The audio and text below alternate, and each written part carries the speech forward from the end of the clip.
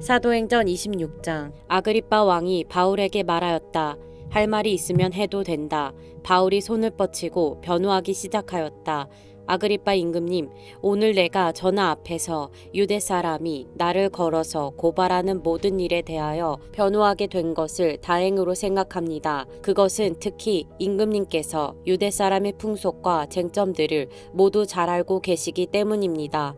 아무쪼록 내 말을 끝까지 참으시고 들어주시기 바랍니다. 내가 젊었을 때부터 살아온 삶을 모든 유대 사람이 알고 있습니다. 곧 그들은 내가 내 동족 가운데서 그리고 예루살렘에서 처음부터 어떻게 살았는지를 알고 있습니다.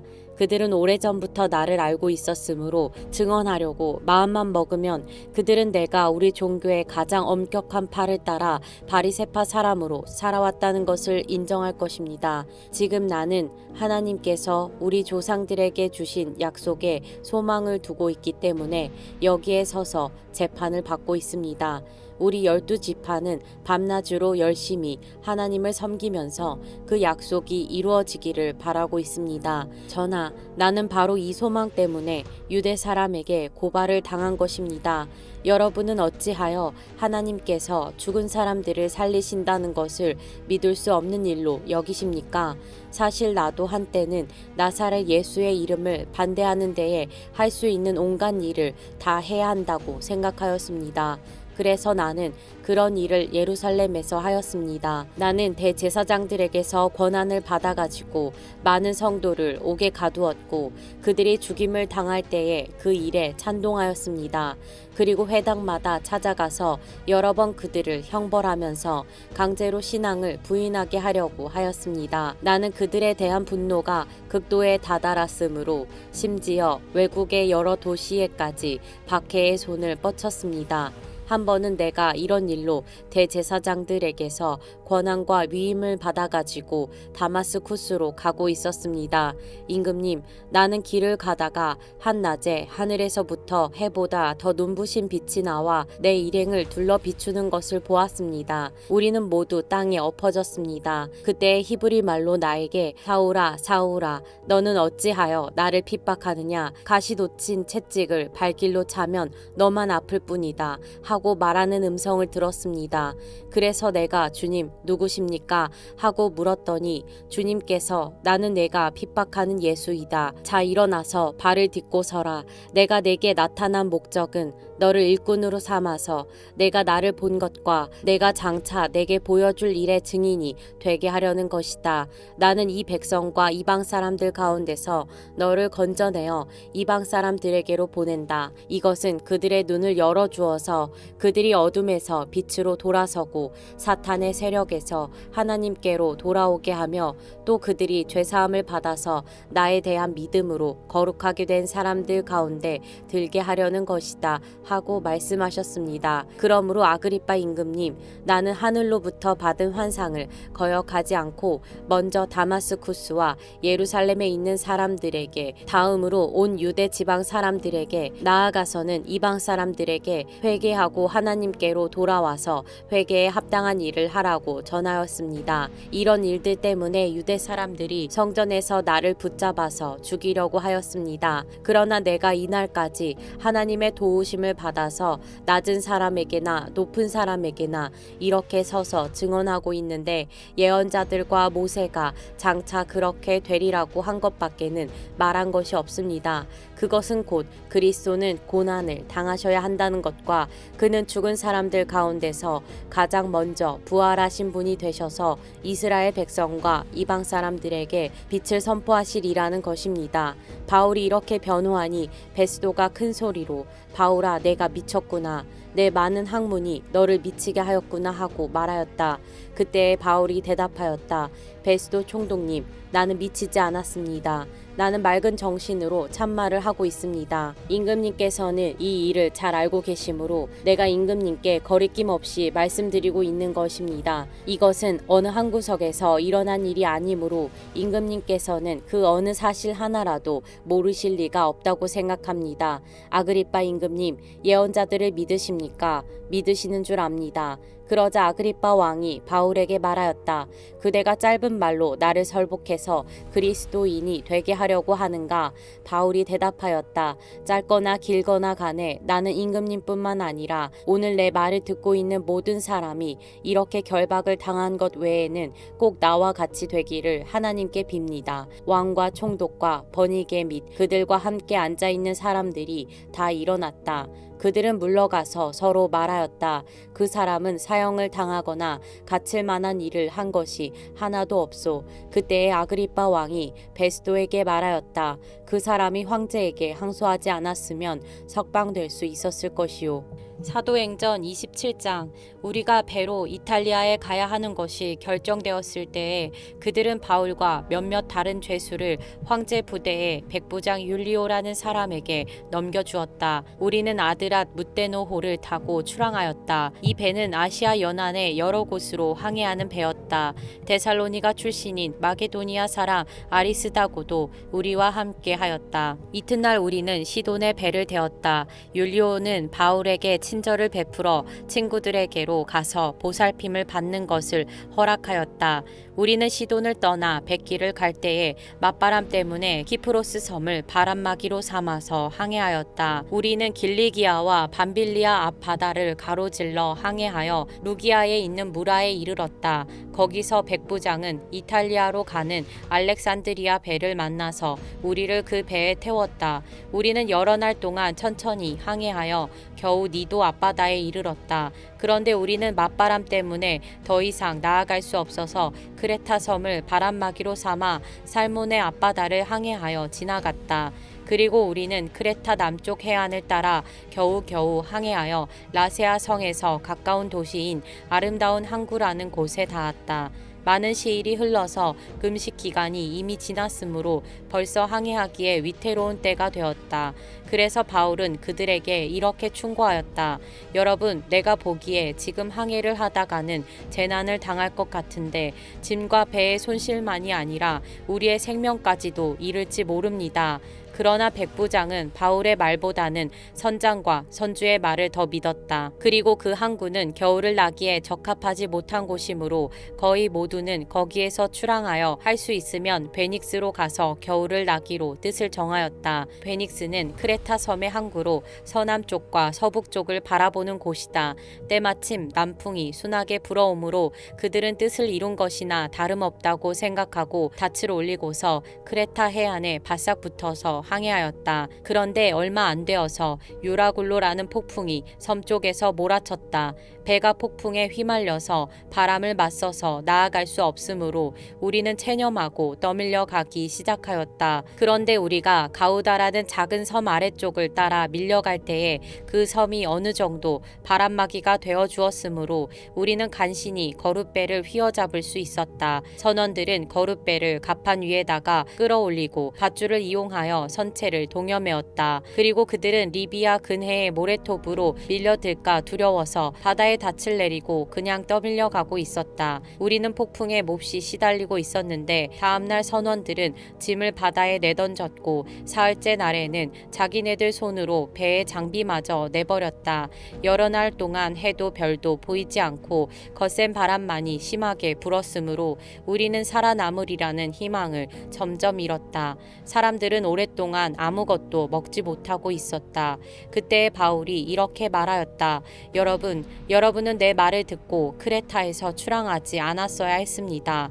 그랬으면 이런 재난과 손실은 당하지 않았을 것입니다. 그러나 이제 나는 여러분에게 권합니다. 기운을 내십시오. 이 배만 잃을 뿐 여러분 가운데 한 사람도 목숨을 잃지는 않을 것입니다.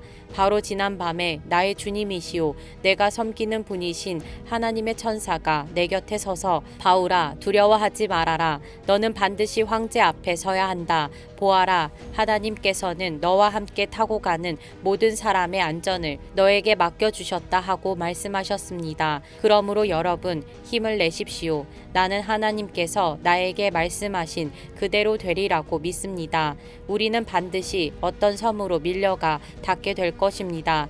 14일째 밤이 되었을 때에 우리는 아드리아 바다에 떠밀려 다녔다. 한밤중에 선원들은 어떤 육지에 가까이 이르고 있다고 짐작하였다. 그들이 물 깊이를 재어보니 20길이었다. 좀 더 가서 재니 15길이었다. 우리는 혹시 암초에 걸리지는 않을까 염려하여 고물에서 단 4개를 내리고 날이 새기를 고대하였다. 그런데 선원들이 배를 버리고 달아나려고 이물에서 닻을 내리는 척하면서 바다의 거룻배를 풀어내렸다. 바울은 백부장과 병사들에게 말하였다. 만일 이 사람들이 배에 그대로 남아있지 않으면 당신들은 무사할 수 없습니다. 그러자 병사들이 거룻배의 밧줄을 끊어서 거룻배를 떨어뜨렸다. 날이 새어 갈 때에 바울은 모든 사람에게 음식을 먹으라고 권하면서 말하였다. 여러분은 오늘까지 14일 동안이나 마음을 졸이며 아무것도 먹지 못하고 굶고 지냈습니다. 그래서 나는 여러분들에게 음식을 먹으라고 권합니다. 그래야 여러분은 목숨을 유지할 힘을 얻을 것입니다. 여러분 가운데서 아무도 머리카락 하나라도 잃지 않을 것입니다. 바울은 이렇게 말하고 나서 빵을 들어 모든 사람 앞에서 하나님께 감사를 드리고 떼어서 먹기 시작하였다. 그러자 사람들은 모두 용기를 얻어서 음식을 먹었다. 배에 탄 우리의 수는 모두 276명이었다. 사람들이 음식을 배부르게 먹은 뒤에 남은 식량을 바다에 버려서 배를 가볍게 하였다. 날이 새니 어느 땅인지는 알 수 없지만 모래밭이 있는 항만이 보였다. 그래서 그들은 어떻게 해서든지 배를 거기로 몰아 해변에 대기로 작정하였다. 닻을 모두 끊어서 바다에 버리고 동시에 키를 묶은 밧줄을 늦추었다. 그리고 앞 돛을 올려서 바람을 타고 해안 쪽으로 들어갔다. 그런데 두 물살이 합치는 곳에 끼어들어서 배가 모래톱에 걸렸다. 이물은 박혀서 움직이지 않고 고물은 심한 물결에 깨졌다. 병사들은 죄수들이 혹시 헤엄쳐 도망할까봐 그들을 죽여버리려고 계획하였다. 그러나 백부장은 바울을 구하려고 병사들의 의도를 막고 헤엄칠 수 있는 사람들은 먼저 뛰어내려서 무츠로 올라가라고 명령하였다. 그리고 그 밖의 사람들은 널빤지나 부서진 배 조각을 타고 무트로 나가라고 명령하였다. 이렇게 해서 모두 무츠로 올라와 구원을 받게 되었다.